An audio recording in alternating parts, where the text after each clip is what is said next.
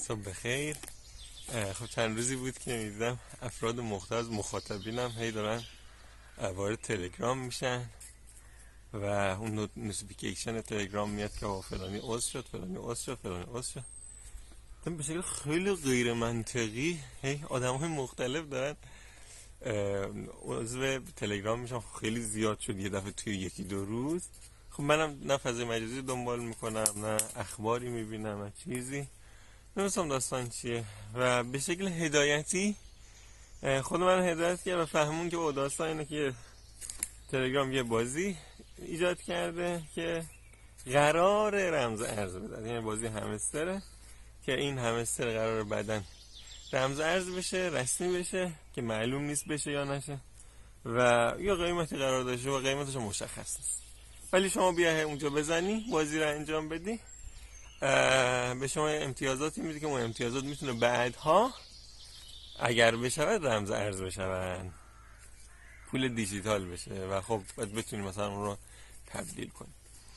گفتم خب این موضوع خیلی خوبیه برای اینکه ما بیایم با قانون توجه بررسیش بکنیم و یه خورده قانون توجه بیشتر درک کنیم. ببینید وقتی این رفتار، حالا قانون توجه چی بود؟ این که شما به هر چیزی توجه کنی خدا از در واقع خدا شما رو به همون سمت هدایت میکنه، اتفاقات زندگیتون رو به همون سمت هدایت میکنه.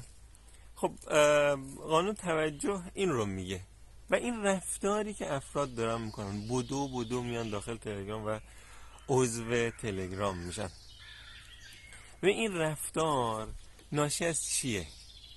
اینکه فرد شنیده که ببین یه جایی هست بیا اینجا و راحت میتونی در واقع پول به دست بیاری، خیلی ساده میتونی پول به دست بیاری و البته مشخص نیست چقدر، ولی به هر حال یه محلیه برای اینکه راحت بتونی پول به دست بیاری.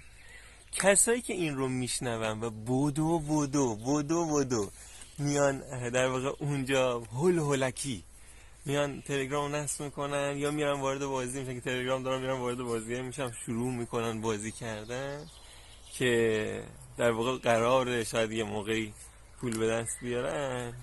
این نشان از این رفتار، نشان از اینه که این افرادی که این کارو میکنن توجهات طولانی مدت داشتن به این که پول سخت به دست میاد یا اینکه پول نیست یا اگرم هست خیلی سخت به دست میاد، به همین سادگی تو نمیتونی به دستش بیاری.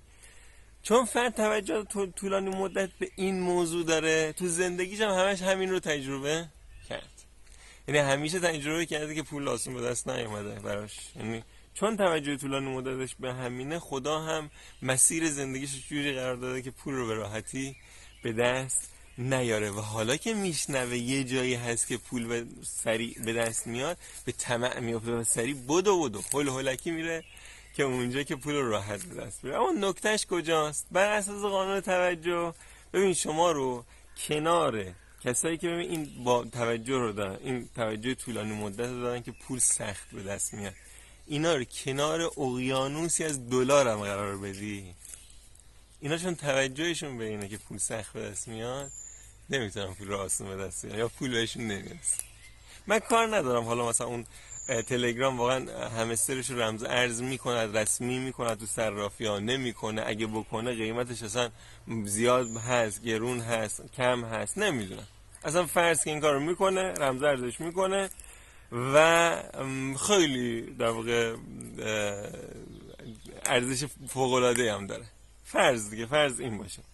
ولی شما که توجهت به کمبوده، توجهت به اینه که پول سخت به دست میاد، شما حتی اگه این اتفاق میفته به شما چیزی نمیرسه.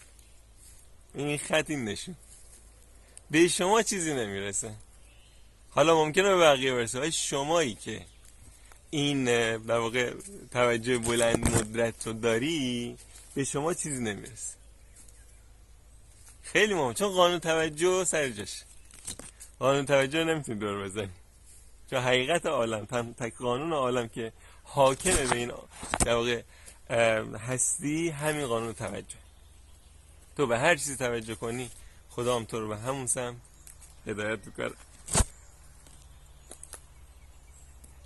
لذا این که تو این رفتار رو از خود نشون میدی، هولا هولکی بدو میای عضو میشی داخل تلگرام، فریاد داری میزنی که بابا من ندارم، یا من پول سخت به دست میارم، من پول نمیتونم به دست بیارم، به فریاد میزنی و خدا هم تو رو هدایت میکنه به سمت مسیری که این داستان ادامه پیدا بکنه. ببین میگم اصلا این معلوم نیست همستر اصلا رمزرز بشه، اگه بشه اصلا چقدر داراییش چقدر، یعنی هر همستری مثلا چقدر میارزه معلوم نیست. شما مثلا هر یه مقدار همستر مثلا $1 بیارزه معلوم نیست. اما میگم اصلا تو رو ببرن کنار، تو با این توجه بلند مدت تو رو ببرن کنار اقیانوسی از دلار، به تو چیزی نمیرسه، یه مقدار کمیش سخت به دست. بچه شما توجهات خودتون رو اصلاح بکنید، در همون جایی که هستید ثروت سرازیر میشه به سمت شما. در همون جایی که هستید، نمیخواد برید جای دیگه، نمیخواد برید برای اینکه مثلا پول به دست بیارید یه کار دیگه بکنید. در همون جایی که هستید، همون شغلی که دارید، همون امکاناتی که دارید، تو همون شرایطی که هستید، اگه توجهاتتون رو درست کنید ثروت به سمت شما میاد. اگه تو اون جایی که هستی ثروت به سمتتون نمیاد، هر جای دیگه هم بری ثروت به سمتتون نمیاد، چون توجه تو همونه، فرق نکرد. حالا میخوای برو هزاران کسب و کار را بنداز، 1000 مدل کسب و کار را بنداز، 1000 مدل کار انجام بده برای به دست آوردن، به تو پول نمیرسه. خیلی اینو درک میکنید این حرفی که من میزنم که آقا من چرا این همه تلاش میکنم، چرا بهم ثروت نمیشه، چرا من کارم نمیگیره، چرا به نتیجه نمیرسم؟ حلش همینه، چون توجهتو نمیخوای درست کنی. توجهات روی کمبودها تنظیم شده، روی نداشتنها تنظیم شده.